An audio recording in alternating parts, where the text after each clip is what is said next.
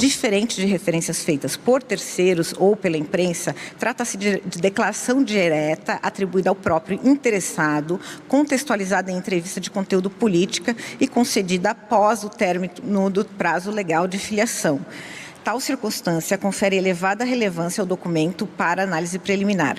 Os elementos subsequentes mantêm o mesmo padrão de convergência. Em 13 de abril de 26, reportagem na revista Carta Capital descreve o candidato como recém-filiado à União Brasil. Em 17 de abril de 26, a reportagem na revista Veja refere-se ao encontro do senador Flávio Bolsonaro e Pablo Marçal, do União Brasil, São Paulo.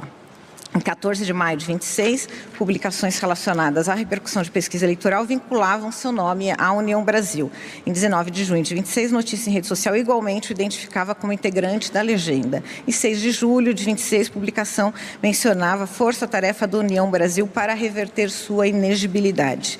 Particularmente expressivo é o episódio de 23 de julho de 26, quando o próprio presidente do PRTB, segundo transcrição reproduzida na impugnação, afirmou que o candidato teve que ir para outro partido em razão das circunstâncias enfrentadas pela agremiação, acrescentando que já tinha passado o período da janela.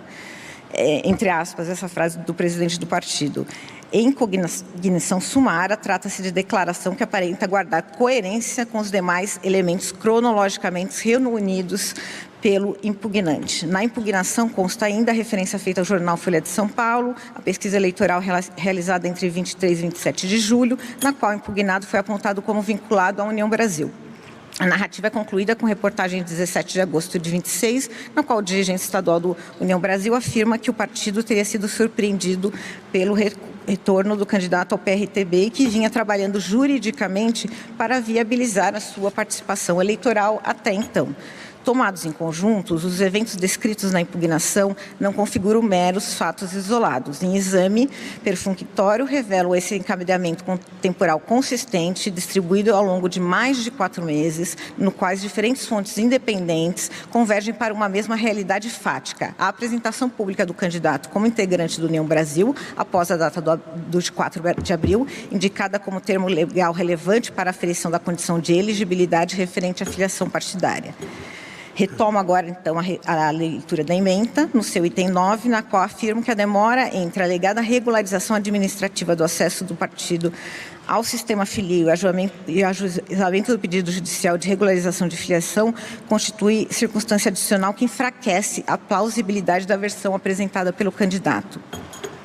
O perigo do dano está caracterizado pelo risco da utilização de recursos públicos de meios de propaganda eleitoral em benefício de candidatura que, em análise sumária, mostra-se juridicamente inviável, notadamente pela provável ausência de condição de elegibilidade, situação que comporta, nos termos da jurisprudência desse tribunal, temperamentos à regra disposta no artigo 16A da Lei 9.504 de 97. Tutela de urgência deferida para obstar até ulterior deliberação sobre o mérito do registro da candidatura, o acesso do candidato aos recursos públicos da campanha eleitoral, oriundos do Fundo Especial de Financiamento de Campanha e Fundo Partidário, bem como a impedir a realização de propaganda eleitoral gratuita de TV, televisão e rádio e dos demais de atos de propaganda eleitoral, inclusive de debates. É a ementa do voto, excelentíssimo senhor presidente. Alguma divergência quanto ao voto trazido pelo eminente relatora? Ministro Floriano? Não. Ministro André? Senhor presidente, agradeço a concessão da palavra. Também minha saudação a Vossa Excelência, a eminente relatora desse processo, eminentes ministros, vice-procurador-geral eleitoral, advogados, advogadas, estudantes e professores aqui presentes. Senhor presidente, eu me manifesto de acordo e apenas fazer um registro ao aderir ao voto da eminente relatora, a importância de nós termos, a partir da concessão da cautelar, o processamento mais célere possível desse caso, para que haja um julgamento definitivo, a fim de que não haja uma pendência, vamos dizer assim, durante todo o curso de um processo eleitoral, de uma matéria que envolve um candidato. Entendo que as razões e os fundamentos são bastante robustos nessa análise inicial, porém é importante ouvirmos também no contraditório e na ampla defesa, oportunizando assim a manifestação do interessado. Agradeço, senhor presidente. Eu, da mesma forma, ministro André, acompanho a eminente relatora e tenho a mesma preocupação diante da proteção do artigo 16A. Uma prática na Justiça Eleitoral a possibilidade de concorrer sub júdice, mas a aparência do direito se demonstra forte a provocar o tribunal a adotar medidas preventivas para que não haja um prejuízo dentro dessa inversão. Mas também não podemos descuidar da necessidade de ouvir a parte, e isso a ministra Estela já colocou que tão logo se aparelhe o processo, nós faríamos. Então, não havendo divergência, eu proclamo o resultado. Senhor presidente, pois não, ministro. eu ia registrar, em concordância com o que foi dito, que, embora seja previsto e sempre possível a concorrência sub júdice, como disse o ministro André, a nossa análise sopesa os elementos fáticos para saber qual é o grau de plausibilidade do que está sendo pedido. E, nesse sentido, eu concordo com o voto da ministra relatora, dadas as evidências relativas à questão